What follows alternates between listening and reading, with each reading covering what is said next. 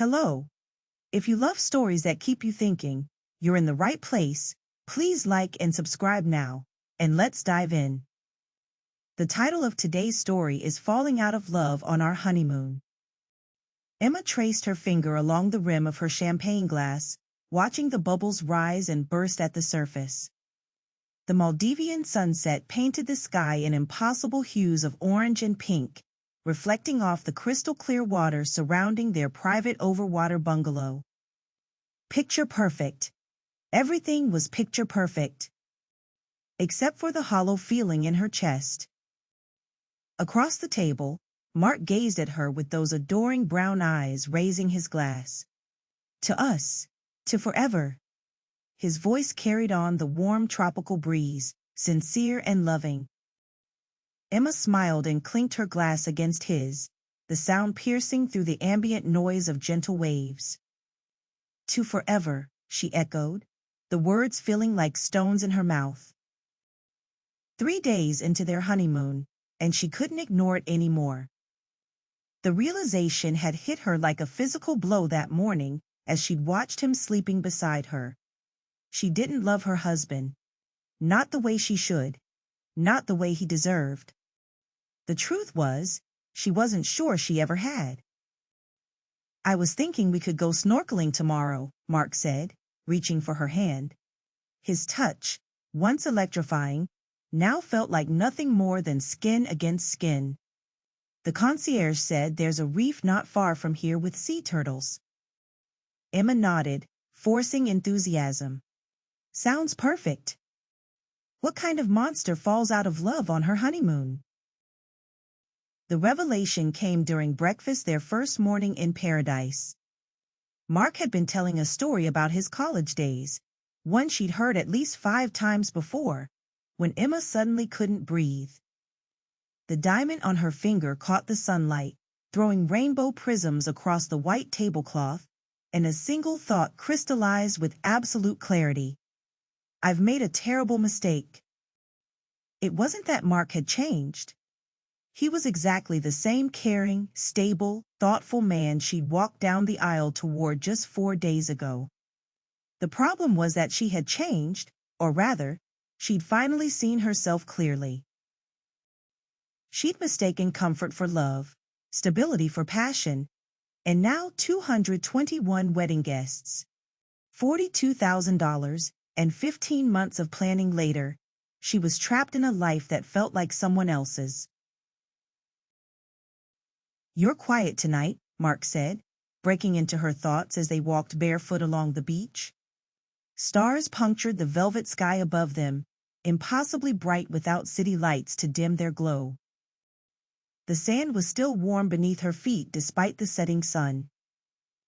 Emma wiggled her toes into it, desperately seeking something to anchor her to the present moment. Just taking it all in, she lied, her voice barely audible over the rhythmic hush of waves kissing the shore. Mark wrapped his arm around her waist, pulling her close. The familiar scent of his cologne, sandalwood and something citrusy, enveloped her. Once, that smell had made her heart race.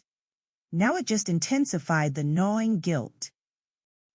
I still can't believe you're my wife, he whispered, his breath warm against her ear. Emma leaned her head against his shoulder, closing her eyes against the sting of tears. I can't believe it either, she whispered back, the double meaning sharp as broken glass in her throat. Later that night, as Mark's breathing deepened into sleep beside her, Emma slipped out of bed and onto their private deck. The wooden planks were rough against her bare feet as she padded to the railing, the night air heavy with humidity and the scent of tropical flowers. Below, the ocean glowed with bioluminescence, tiny living lights swirling with each gentle wave. Beautiful and alien, just like her life had become. Emma clutched her phone, the screen illuminating her face in the darkness as she typed a message to Lily. I think I've made the biggest mistake of my life. The response came almost immediately. What happened? Emma's thumbs hovered over the screen. How could she possibly explain? The 3-carat diamond on her finger caught the moonlight, mocking her. I don't love him. She hit send and waited, heart pounding. The ocean whispered secrets below, a witness to her betrayal. Lily's reply appeared. Cold feet or something more? Something more. Something terrible. I don't think I ever really loved him. Not the way I should. The confession, even in text form, made her stomach clench. Saying it aloud, well, typing it, made it real in a way she couldn't take back. Oh, Emma, what are you going to do? That was the question, wasn't it? What could she possibly do now? Morning came with brutal sunshine and the scent of coffee. Mark had ordered breakfast to their villa. Fresh fruit, pastries, and 2 steaming mugs of local coffee that smelled rich and earthy. You disappeared last night, he said, not accusingly, just noting the fact as he spread jam on a croissant. Emma wrapped her fingers around her coffee mug, letting the heat seep into her skin. Couldn't sleep. Didn't want to disturb you. Everything okay? His eyes, those kind, trusting eyes, searched her face. For a moment, Emma considered telling him everything. The words bubbled up inside her chest, desperate for release. This is wrong. I'm wrong. I made a mistake. Instead, she forced a smile. Just jet lag. Mark nodded, accepting the lie because he had no reason not to trust her. That trust was another weight on her chest, making it harder to breathe. I was thinking, he said, excitement creeping into his voice. Maybe we should look at houses when we get back. That neighborhood we liked had a new listing pop up. Houses. Mortgages. The next 30 years stretching before her like an inescapable sentence. Emma? Mark prompted when she didn't respond. Sorry. The words died in her throat as their gazes locked. Something in her expression must have betrayed her, because Mark's smile faltered. What's wrong? He asked, setting down his croissant. Everything, she wanted to scream. Everything is wrong. Instead, she heard herself say, nothing. Houses sound great.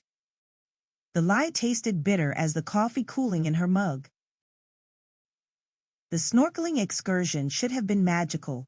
The water was crystal clear, schools of tropical fish darting beneath them in flashes of electric blue and yellow. But while Mark pointed excitedly at a passing ray, wonder evident even behind his mask, Emma felt nothing but the suffocating pressure of the water above her, and the growing certainty that she couldn't maintain this charade much longer. Back on the boat, wrapping herself in a plush towel that smelled of detergent and salt, Emma watched Mark chatting animatedly with their guide. His wet hair plastered to his forehead, eyes bright with excitement.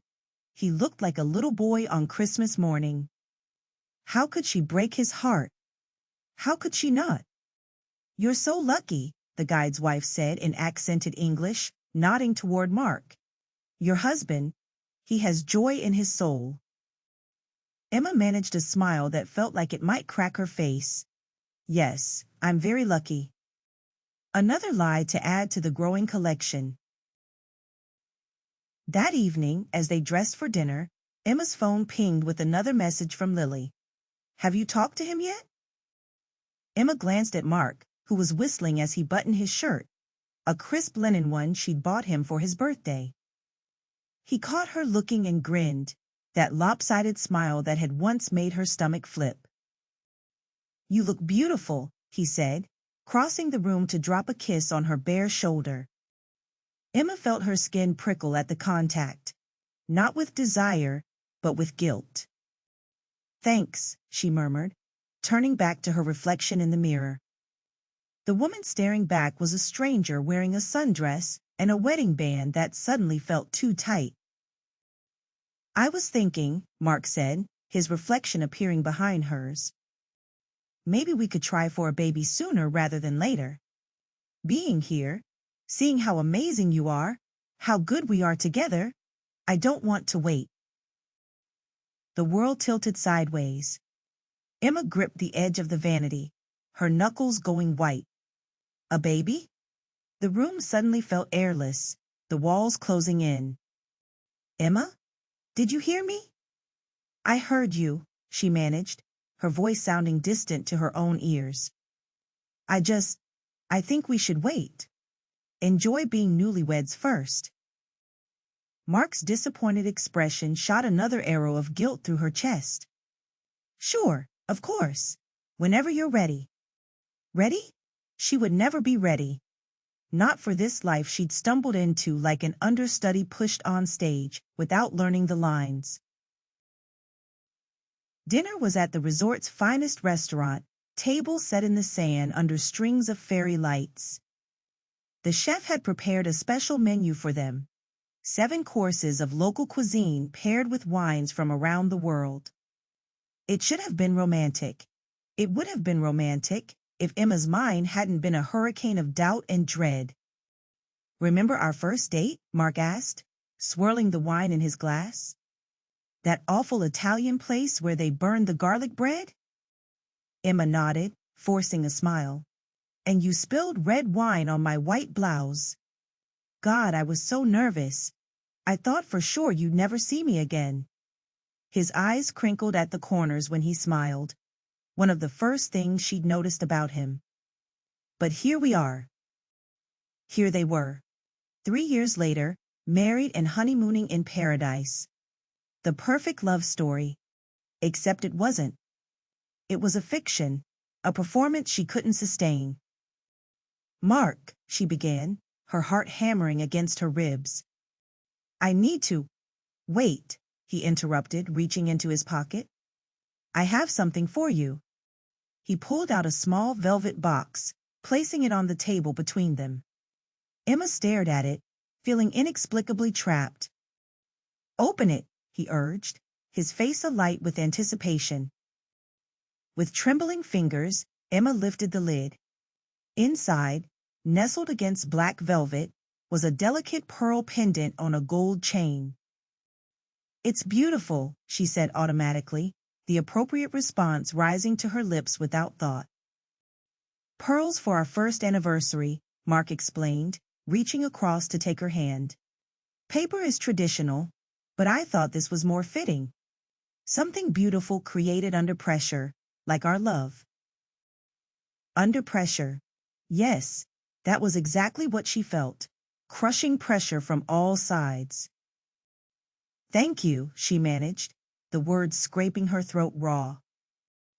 Mark rose from his chair, moving behind her to fasten the necklace. The pearls settled in the hollow of her throat, cool against her flushed skin. It felt like a collar, like a brand marking her as an imposter. Perfect, he whispered, his lips brushing her ear. Emma closed her eyes, feeling the first tear escape. It slid down her cheek, silver in the fairy lights, dropping onto the pristine tablecloth like a confession. Emma? What's wrong? Mark's voice sharpened with concern as he moved back to face her. She couldn't stop the tears now, couldn't hold back the tide of truth any longer. I can't do this, she whispered. Can't do what? His confusion was genuine, his concern real. Emma touched the pearl at her throat, feeling its smooth perfection beneath her fingertips. This, us, any of it. The words hung between them, impossible to take back. Mark's expression shifted from concern to shock, then to something worse. Dawning comprehension. What are you saying? He asked, his voice barely audible over the soft music and distant laughter of other diners. Emma forced herself to meet his eyes, to own the damage she was about to inflict. I made a mistake, Mark. I'm so sorry, but I made a terrible mistake. The silence between them stretched, thick and suffocating. Around them, other couples continued dining, laughing, clinking glasses, oblivious to the marriage crumbling at table 14. A mistake, Mark repeated, the words flat and hollow. Our marriage is a mistake. Emma watched as his expression shifted, disbelief giving way to hurt, then to anger. She deserved all of it. Not you, she whispered, reaching for words that wouldn't cause more pain and finding none. You're wonderful. It's me. I thought I was ready. I thought I knew what I wanted. And you decided this? When? His voice had an edge she'd never heard before. Before the wedding? During our vows? Or did you wait until I spent my life savings on this honeymoon? The bitterness in his tone made her flinch. It wasn't like that, she said, though she wasn't sure what it had been like. I think I've been trying to convince myself for a long time that what we have is enough. Enough? Mark's laugh was harsh, drawing glances from nearby tables. We have everything, Emma. We have what people spend lifetimes searching for. But they didn't. That was the problem. They had stability and comfort and companionship, but not that bone-deep certainty, that irrefutable knowing. At least, she didn't. I thought I loved you the way you deserved to be loved, she said, her voice breaking. I wanted to. Mark's face crumpled, anger giving way to raw pain. You don't just fall out of love on a honeymoon, Emma. This isn't a movie. People don't just wake up one day and realize they made a mistake. But she had. Or perhaps she'd finally stopped lying to herself. I'm sorry, she whispered again, the words pathetically inadequate. Mark pushed back from the table, chair legs scraping against the wooden deck. I need some air. He threw his napkin down and walked away, shoulders rigid with hurt. Emma sat alone at the candlelit table, the half-eaten food congealing on their plates. The pearl at her throat felt heavier now, a weight she couldn't bear. Around her finger, her wedding band gleamed in the soft light, mocking her with its promise of forever. She found him an hour later, sitting on the beach, shoes discarded and pants rolled up as waves lapped at his feet. The moon cast his silhouette in silver, making him look like a statue, something carved and permanent. Emma lowered herself beside him, keeping a careful distance. The sand was cool now, the day's heat long dissipated. Do you remember when we first met? Mark asked without looking at her. At Lily's birthday party? Emma nodded, though he wasn't watching. You were wearing that ridiculous Hawaiian shirt. And you were the most beautiful woman I'd ever seen. His voice was soft, reminiscent. I knew right then that I wanted to marry you someday. The confession hit Emma like a physical blow. She'd felt no such certainty that night, only mild interest in the funny guy with the terrible shirt who kept making her laugh. I've loved you every day since, Mark continued, finally turning to look at her. His eyes reflected the moonlight, bright with unshed tears. Was any of it real for you? The question deserved honesty, however brutal. I cared for you. I still do. You're my best friend, Mark. But not the love of your life. Emma looked out at the ocean, at the endless expanse of darkness broken only by moonlight. I don't know if I believe in that anymore. The one great love. Maybe some people just aren't meant to feel that way. I do, Mark said simply. I feel that way about you. The gap between them, physical and emotional, felt unbridgeable now. Emma drew patterns in the sand with her finger, childish spirals that the tide would soon erase. Just like their marriage. What happens now? Mark asked, his voice steadier than she expected. Emma had been asking herself the same question since her realization. I don't know, she admitted. Go home, I suppose. Face everyone. Get an annulment. An annulment, Mark echoed, the word seeming to physically pain him. Like it never happened. But it had happened. The photos would still exist. Emma in white lace, Mark in his tuxedo, both of them smiling as if they knew what they were doing. The gifts would need returning. The joint bank account untangling. The apartment. I'll move out, she offered quietly. You should keep the apartment. Mark laughed, but there was no humor in it. How practical of you, already dividing assets. I'm trying to do the right thing. The right thing would have been realizing this before we spent $50,000 on a wedding. His voice rose sharply, then fell again. Before I fell in love with you. Before I built my entire future around you. Each sentence was a knife, and Emma took the wounds willingly. She deserved them. I know, she whispered. I'll never forgive myself for hurting you like this. They sat in silence as the waves continued their eternal rhythm against the shore. In the distance, music drifted from the resort, another couple's perfect evening continuing uninterrupted.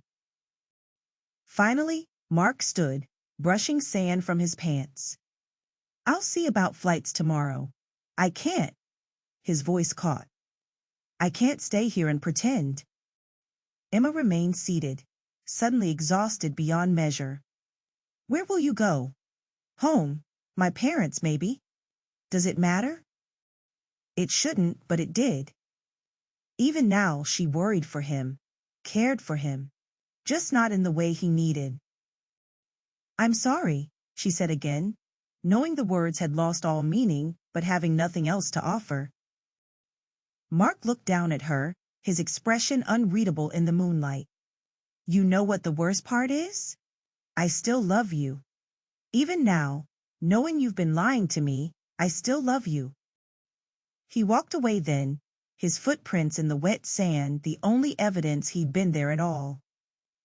Emma watched until he disappeared into the darkness, then turned back to the ocean, letting her tears fall freely. The return flight was booked for the following evening, the earliest they could arrange. They spent their last day in paradise like strangers sharing a vacation rental, carefully avoiding each other in the small space of their villa. Emma packed methodically, folding clothes she'd chosen specifically for this trip, sundresses and lingerie and sandals that now seemed like artifacts from someone else's life. At the bottom of her suitcase, she found the marriage certificate, carefully packed to prevent creasing. The official document declaring them husband and wife, signed just days ago. Husband and wife. Such permanent words for such a temporary state. A knock at the bathroom door startled her. It's open, she called, hastily tucking the certificate back into her luggage. Mark appeared in the doorway, his own packing apparently complete. The car will be here in an hour, he said, his voice carefully neutral. They had become extraordinarily polite with each other, as if good manners could somehow cushion the catastrophe. I'm almost ready, Emma replied, zipping her toiletry bag. Mark nodded, then hesitated. I've been thinking, he said slowly, about what happens when we get back. Emma stilled, waiting. I think we should tell people together. They deserve to hear it from both of us. The thought of facing their families and friends, of admitting her failure, her deception, made Emma's stomach twist. But he was right. Okay, she agreed quietly. Together. Mark's jaw tightened. And then I never want to see you again. The words shouldn't have hurt. They were reasonable, expected. But they did. A clean break was what they both needed, but the finality of it made it hard to breathe.